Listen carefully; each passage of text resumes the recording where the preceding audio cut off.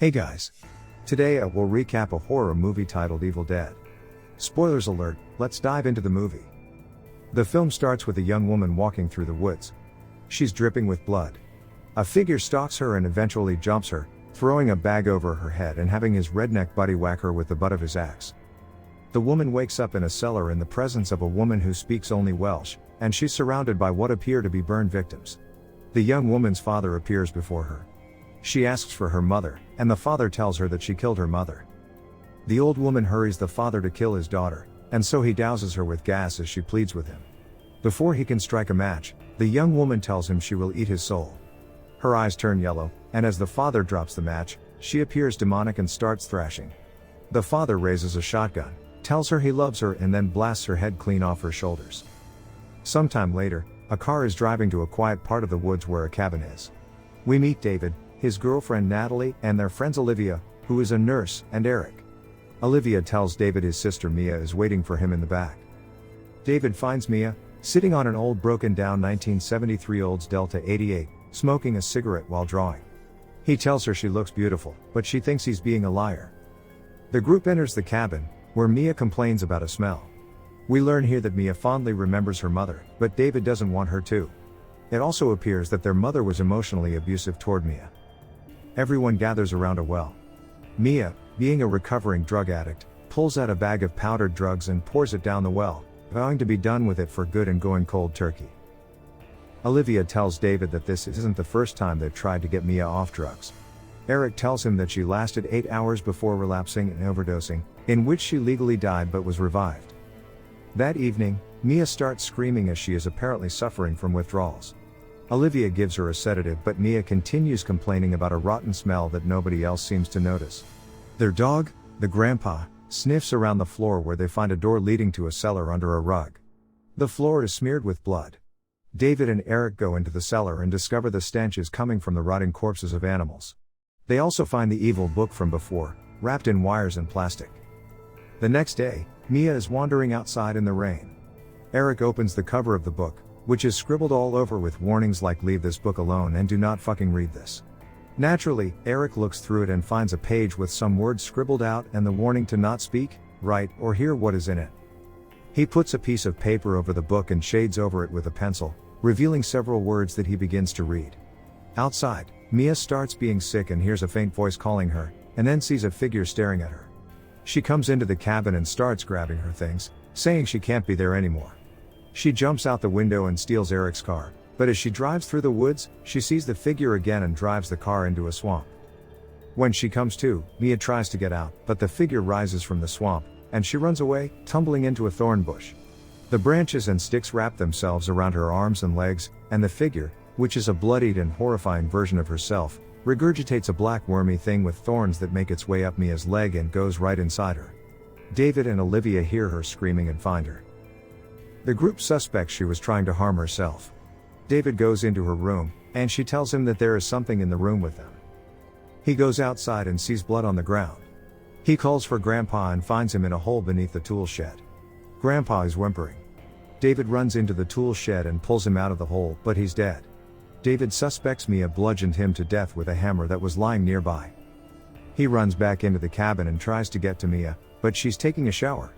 She turns the water up to the point where it becomes scalding hot and her flesh starts burning. The group pulls her out in time. Eric looks at an open page in the book and notices a picture of a being with burning flesh. David takes Mia in his Jeep and drives her to a hospital as she's foaming at the mouth. Unfortunately, the roads are flooded, and he has to turn back. Olivia gives Mia another sedative. While the group argues about her, she comes into the living room dragging a rifle. She holds it up and fires near David, and the door swings open as Mia let out a frightening scream. She says in a possessed voice, "You are all going to die tonight." Olivia tries to get the rifle away from her, but Mia tackles her as her eyes turn yellow and she spits blood all over her. Olivia kicks her into the cellar, and Eric closes it. He suspects this has to do with the stuff they found down in the cellar. Olivia tries to clean the blood and throw up off herself, but she sees an image of herself mutilated in the mirror, which shatters. She walks away but then freezes, and her eyes twitch as she wets herself. Next to her is the book, open to a page with a person holding a knife and their severed face flesh. Eric goes into the bathroom to find Olivia, who is cutting the flesh from her cheek with a broken glass.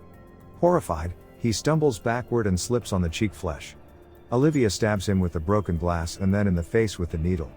Eric throws her off and breaks off a piece of the toilet, which he uses to bludgeon her to death, just as David and Natalie come in. David tries to patch up Eric's wounds.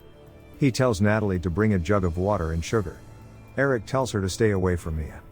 He tells David that it's his fault this is happening because he read from the book. Natalie goes to the living room and finds that the cellar door is open.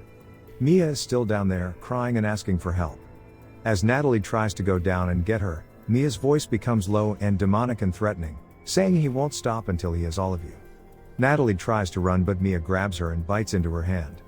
She tries to defend herself with a box cutter but Mia takes it from her and slices her tongue down the middle.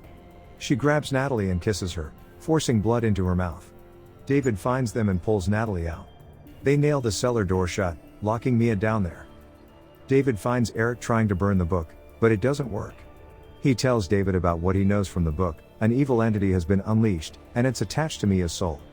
It seeks a collection of souls to unleash something called the abomination. Meanwhile, Natalie tends to the bite wound on her hand. It starts to burn into her arm and she notices an electric knife and reaches for it. Mia peeks from the cellar and tells her not to cut it off, but Natalie slices it into her arm. David and Eric find her as her arm falls off.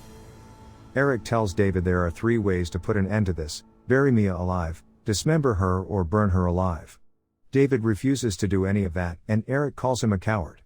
Suddenly, a noise is heard, and Natalie comes in, now possessed, with nails in her head. She's holding a nail gun and shoots at Eric, who gets a few nails in him. David tries to get the rifle, but Natalie starts hitting him with a crowbar. Eric shoots her with the nail gun, and she goes to start bludgeoning him with the crowbar. Before she can deliver the fatal blow, David blows her hand off with the rifle. Natalie appears to revert back to normal, complaining about the pain before she dies. David finally decides to burn the cabin with Mia still inside. He pours gasoline on the floor, but before he can drop the lighter, Mia, in her normal voice, starts singing a lullaby that their mother used to sing, and David cannot do it. Outside, a bolt of lightning strikes a tree, setting it on fire. He hatches another plan. He grabs 2 syringes, among other things, and starts to dig up a hole outside. He heads into the cellar. He finds Mia, who slashes at him with the box cutter and throws him around. She tries to drown him, but Eric steps in and hits Mia. He's also been stuck with the box cutter in his stomach. David goes to him, and Eric finally dies. David takes Mia outside with a bag over her head and starts to bury her. She talks to him in her normal voice and pleads with him, but he won't buy it. She starts telling him about their mother and more of her abusiveness.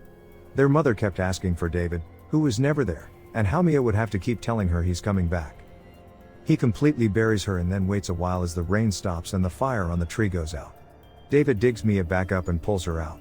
He grabs a car battery with the syringes attached to it and sticks them in Mia's chest, trying to revive her. She doesn't come back. He covers her body and walks away tearfully. However, Mia rises and talks to David. She is completely back to normal, and they hug. The 2 go back into the cabin to get the keys to David's Jeep, but a possessed Eric is behind him and he stabs David in the neck.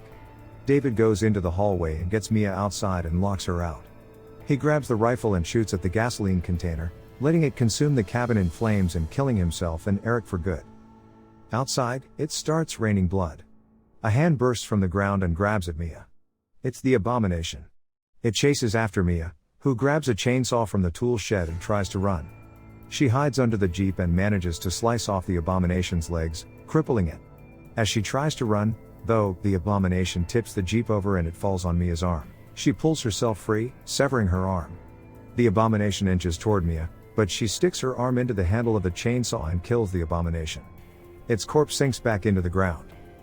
The bloody rain stops, and the sun comes out. Mia walks away, now free from the curse, but alone. Meanwhile, the book lies outside the burning cabin, closing itself and waiting for its next victims. Ash appears after the credits to say groovy and dramatically turns to the audience. Thank you for watching the video. Please subscribe to my channel and like the video. See you at another interesting movie. Take care, bye.